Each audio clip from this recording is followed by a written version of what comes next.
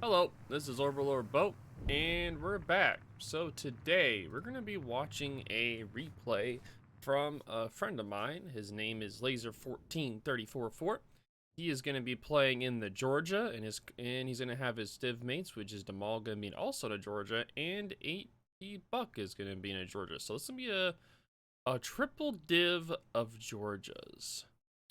Now, as maybe as this sounds, usually a triple div of Georgia is not a good idea.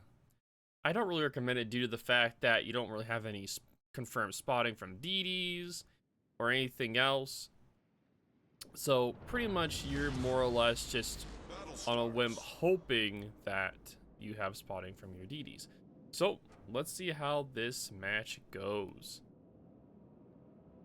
I am hoping that they do a wonderful job this match. Let's see how they play. It looks like they're going to be heading toward A.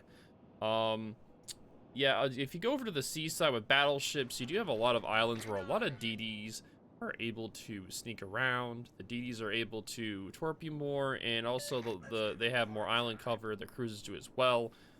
So we'll see how this goes. And right now, they have not used their speed boost yet, which is pretty smart. You don't want to waste your speed boost off the bat unless you're trying to get somewhere really quick. Usually if you're trying to do a heavy push or you're trying to get your speed up to be able to evade more, be more maneuverable, usually you want to use it when you're about to engage in the enemy. So a little bit about the Georgia. The Georgia is the fastest battleship in the game. With its top speed, with the speed boost being almost 40 knots, I believe. With Swift and Silence, it does go above 40, like 45. And I think with the speed boost, it gets to around 38, 39. We'll see during the match. As we can see, the Petra was already turning around, but he has seen the div of Georgia's, and he's like, ooh, I want to be part of this one. Yeah. Very nice indeed. So, yep, it looks like the Petro is turning back around. They do have the Silawangi currently right there. He is going to be helping them provide some spotting. They do have shots on the North Cal and the Iowa as well. With the, and then on B and C, the Z46 and Bayard are on B, fighting the ZF-6 and the Bogador and the Prince. Let's see how that goes later on. But right now, it looks like the first shots from Laser is going out onto the Ibuki. Now, usually right now, you'd want to be a little bit careful because of the fact that A is being captured by a DD.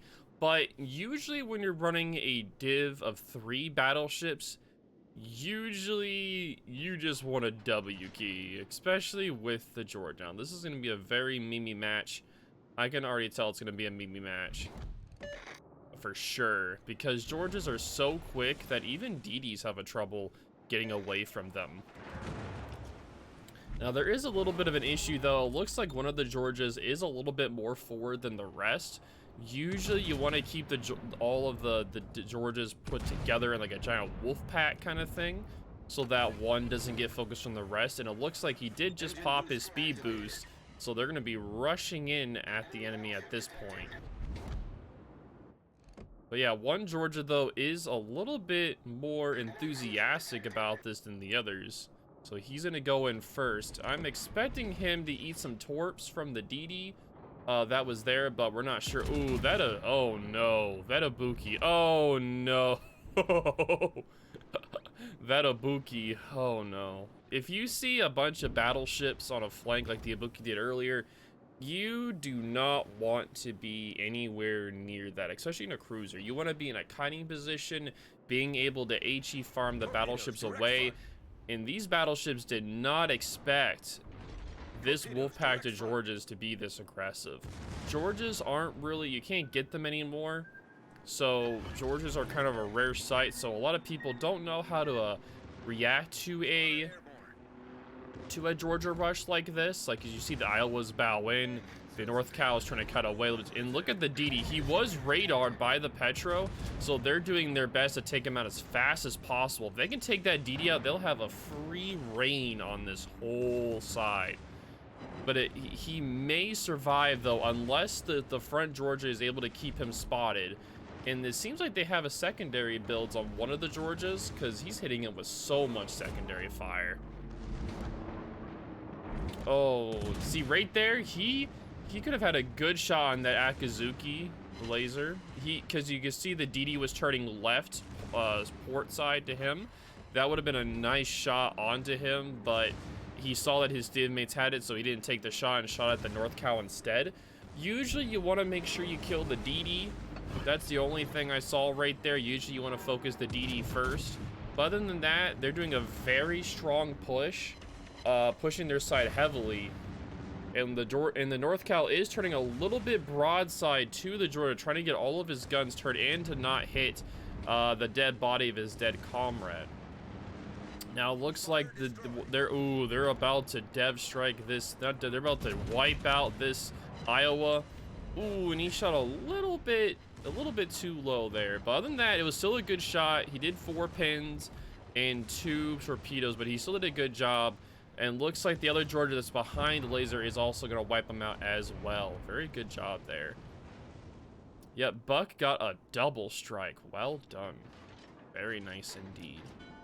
So it looks like on the northern flank, it looks like the team isn't doing so hot. They lost all of their forces except for the John DeWitt. So this is going to be a very uphill battle from here. So I'm trying to, at this point, I'm really curious how they're going to handle those 3 DDs. Because the Stillawangi, it is their only DD left. They do have a radar from the Petro. So they're going to have some really sophisticated coordination for this to work out. If they're able to get the Stillawangi in the front, maybe to help with the torpedo spotting and maybe spotting the DDs, it could work out really well. But at the same time, though, they kind of have to hurry up and use the time that they have, because the John DeWitt is definitely going to get focused during this match. Definitely. The John DeWitt is going to get focused first, and then it's going to move to everybody else. But yeah, I do apologize, though.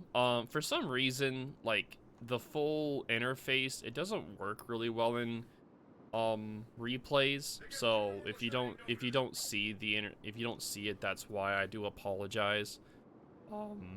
If you guys do want the interface on, just let me know in the comments. I'll do the little segment in the beginning that will turn on the interface, but sometimes it works, sometimes it doesn't. So I usually just find it easier just to leave it alone. All right, so the Mogador is trying to chase down the John DeWitt along with the Lepanto, Bismarck. Pretty much all of them are going after the poor fella. He's in trouble. But it looks like they are going together as a wolf pack. This is a very smart move for them. If they were to go in separately, it'd be a pretty big problem for them. But going in together at full speed like this, they're able to kind of hunt anything down that gets too close to them. So this can definitely turn out to be a really good move in the end. And with them grabbing B, they are going to start grabbing the points as well. It looks like he does have a broadside shot onto the Lepanto with that very ugly Dutch skin that came out recently, which I totally despise. That skin is... It looks like a orange swirly. Like a orange frosted ice cream, you know, like mixed together with some orange coloring and white, with the white vanilla. Like, I don't know. It doesn't look the best. And this poor Prince Eugene, he has made a calculated error. And he's been wiped out. Yep, that was not a good move at all. So it seems like the John DeWitt is doing a very good purpose at the moment. If you guys notice on the mini map, I'll make it a little bigger for you guys. All of the DDs are after the John DeWitt.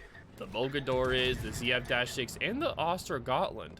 So this is the perfect opportunity for Laser and his div mates to push on the Plymouth, the Georgia, Lepanto, and Bismarck, because they're not going to have to worry about torps except from the Plymouth. So this is a really good situation because their DD, the enemy Ds, are not taking advantage of the fact that there's just so many battleships here. But the John DeWitt was knocked out, sadly. He was knocked out. So at this point, the DDs are going to go back into A and B, trying to grab those caps most likely, or they're going to try to farm the battleships with the torpedoes. So it looks like they have decided that this Georgia is going to be their next victim, so they're trying to rush it as fast as possible. Now they do have to be careful of the Plymouth that's in that smoke, because if he gets that broadside AP into the Georgias, it can do a lot of damage. And the Plymouth also has torpedoes, if I believe. I am not 100%. I don't play the Plymouth all the time. Let's see. Yep, it does have torpedoes. It's very hard to see. Oh, damn. Yikes. What a kill. Beautiful. And yep, the Plymouth did torp them all. That is rips to Demal this match. But yep, that he did not expect those Plymouth torps and got oofed. And man, Laser is just clapping right now. Getting a Confederate, a dev strike, and a close quarter so far in this match. He is just doing circles around the Georgia.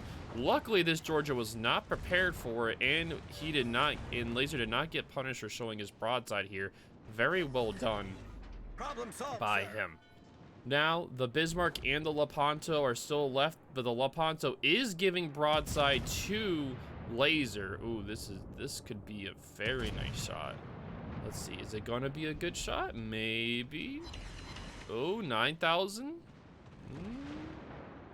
That is a 14,000 damage salvo. That is pretty good for no citadels. That is definitely, take that. Icing on the cake right there. Hopefully he can get a citadel on the Lepanto. He is perfectly broadside to him, but unfortunately he did not. And right now he is racking up an insane amount of damage. 163k damage, 2 kills. This is the kind of matches you dream. Like, you just get to press the W key the whole match, and he just got a high caliber. Amazing performance in this match. Well done. This is like the kind of match you dream of in a Georgia, where you just press the W key, no stops given, no fucks given, just push and do whatever the hell you want. Beautiful. And he got it to sit out the very last shot. The final shot is the Citadel. Beautiful. Well done. And is he gonna get the kill on the Bismarck as well? Is he? It's super close. Someone else may get it though. And he gets the kill as well. 4 kills, 202,000 damage. What a stacked match. Wow, this is a stacked match indeed. Incredible. Very well done by Laser. Top performance. This is what you expect. This is what you expect from a QQ7. This is what you expect. Glorious match indeed. Sadly, the Silawangi did die to the Mogador. So right now they are playing smart, getting the C cap and staying together. The Georges are. They're most likely going to push together into B and do their best to help out with A as well. The Rochelle and the Petro, they're going into B, trying to get the spots out and shots onto the enemy targets. So they're trying to figure out who to shoot at. Looks like they're going to shoot at the Mogador at first. Now, the ZF-6 is lower than the Mogador, so I would have more focused on the CF-6 first. But the Petra was able to finish him off. But usually it's wisest to just go after the lowest target first and then target whoever else. Because if you don't take out the lowest target, he may live to fight another day. So usually you kind of want to make sure you shoot the lowest target first and then move on to other targets. But anyway, the ZF-6 did still get killed. That's the most important thing. And the thing is, the Mogador does not have the best concealment either, so he's not going to be able to get away from this situation. He's about to go down. And he did load HE as well. Very good job by him in a beautiful Kraken. enemy destroyer Wow. foundered. Beautiful Kraken by Laser. And with that should confirm this match. That should confirm it. With pretty much only the Ostergotland left, the Ostergotland would have to pull out a miracle to cover this match back.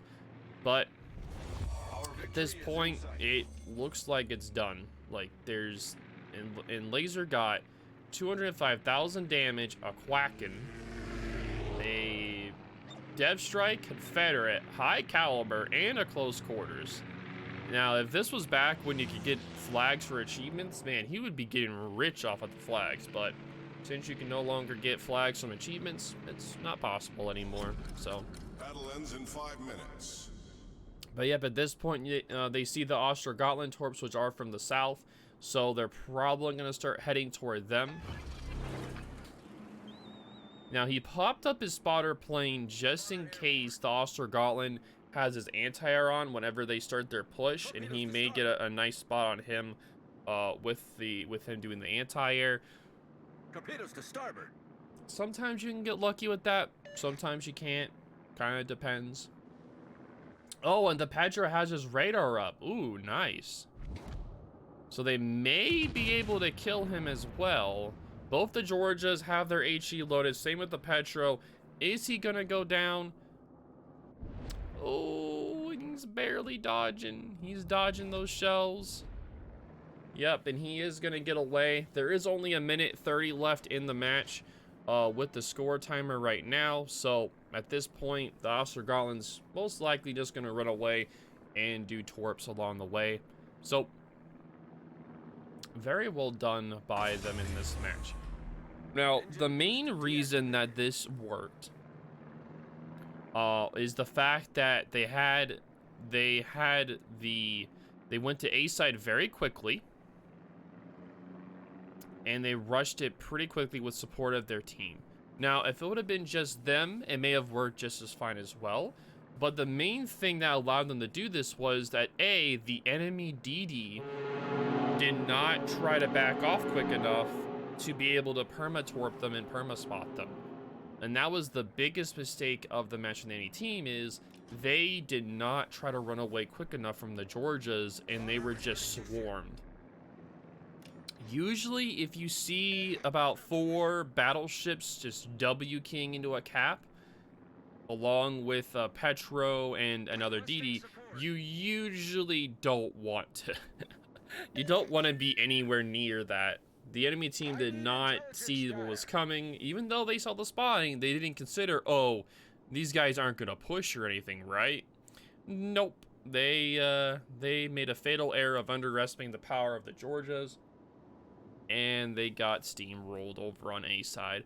Now, the enemy did do a good job on C to take that over, but in the end, it was not enough for them to handle the match.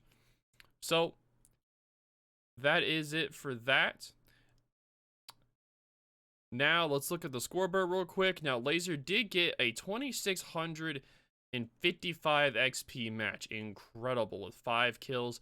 His div mates were at 1,750 and 1,660. Both very respectable indeed. He got a 938,000 credits from that match. Look at all that. Confederate, Dev Strike, Close Quarters, Kraken, and High Caliber. 205,000 damage. Beautiful. 205,000 damage with 66 shells, by the way. That is incredible. And 183 shell hits.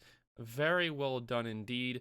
Most of the damage came from the Lepanto, Plymouth, Bismarck, Georgia, and the Prince Eugene as well. Very well done indeed.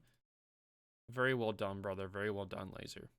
But yep, that is all the time we have for the day. If you guys would like to get your own replays put into these videos, if you do enjoy these, make sure you leave a like. And if you do want to have your own replays potentially be put up onto the YouTube as well, just join my Discord. There's a specific channel you can plop in your replays.